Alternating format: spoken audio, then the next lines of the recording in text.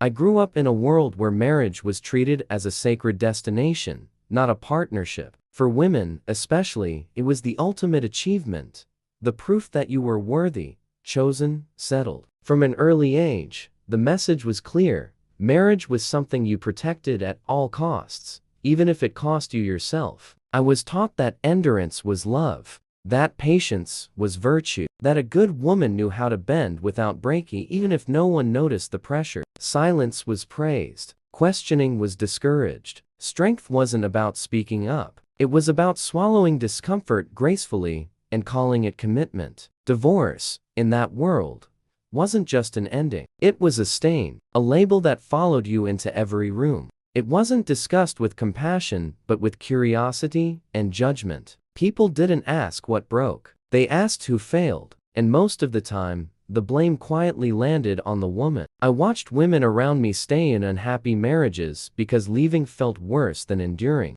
I saw them smile through exhaustion, excuse neglect, and justify pain with phrases like, "This is just how men are," or "Marriage is supposed to be hard." Those lessons sank into me long before I understood their cost. Love, as it was modeled to me, was sacrificial. You gave and gave, and if it hurt, that meant you were doing it right. There was no language for emotional neglect, only gratitude for being married at all. Being chosen mattered more than being content. So when I married, I carried those beliefs with me like invisible rules. I didn't enter the relationship asking what I needed. I entered asking how I could fit, how I could be supportive, how I could avoid conflict. I believed harmony came from adaptation, not honesty. Economically, I built my life around him without hesitation. I turned down opportunities that didn't align with his plans. I postponed ambitions that felt inconvenient. I told myself there would be time later, that marriage required compromise, and this was just part of being a teen. Moving cities felt like a small sacrifice at the time. A fresh start, I told myself. New beginnings are romantic when you believe they're shared. I left behind familiarity, support systems, and pieces of my independence,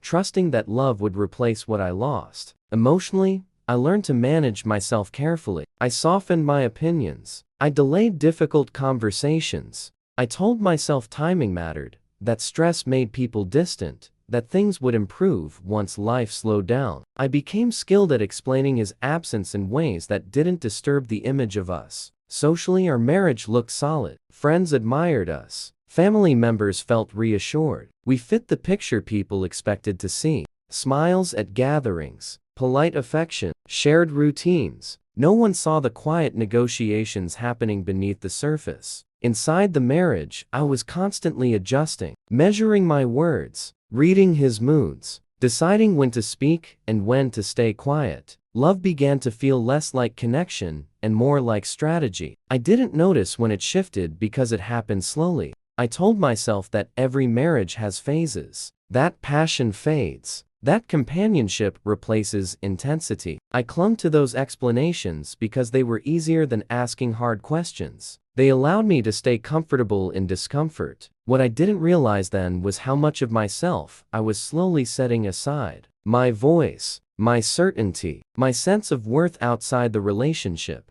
I became so focused on maintaining stability that I stopped noticing my own emptiness. Loneliness didn't arrive suddenly. It seeped in quietly. During conversations where I wasn't really heard. During evenings spent together but emotionally apart. During moments when I needed reassurance and received silence instead. I would sit next to him and feel alone, but I didn't have the language to name it. After all, how could I be lonely when I wasn't alone? That contradiction confused me, so I ignored it. I learned to celebrate small gestures as proof of love. A brief smile, a practical favor, a neutral tone instead of irritation. My expectations shrank slowly, so slowly I didn't notice until they were almost gone. Friends would say we were lucky, that we seemed stable, that relationships like ours lasted. I smiled and agreed, not knowing how to explain the ache that lived beneath that stability. In my world, complaining about marriage was seen as ungrateful. You were supposed to be thankful you weren't alone. So I kept quiet. I protected the image. I protected the institution. I protected the marriage more fiercely than I protected myself. I didn't know then that protecting something shouldn't require self-erasure, that love shouldn't demand silence, that loyalty doesn't mean disappearing. Those truths weren't part of the education I received. The fear of being judged kept me compliant. Fear of gossip, fear of disappointing family, fear of becoming a cautionary tale.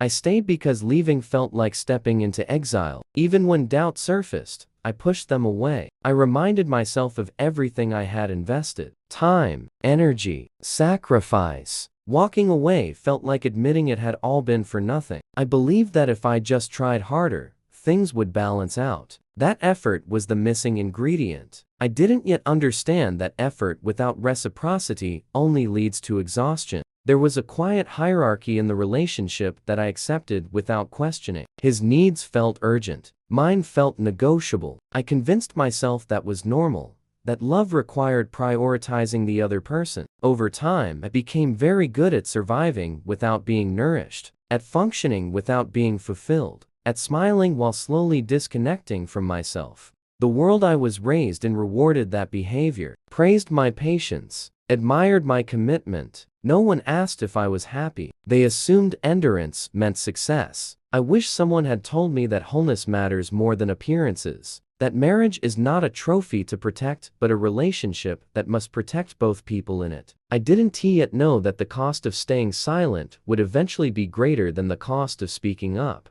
That lesson would come later, painfully, but clearly. Back then, I was still trying to be the woman I was taught to be. Loyal, quiet, adaptable. I didn't realize I was slowly disappearing behind those virtues. The world I was raised to protect taught me how to stay. It never taught me how to be whole. And it certainly never taught me that sometimes leaving begins long before someone walks out the door.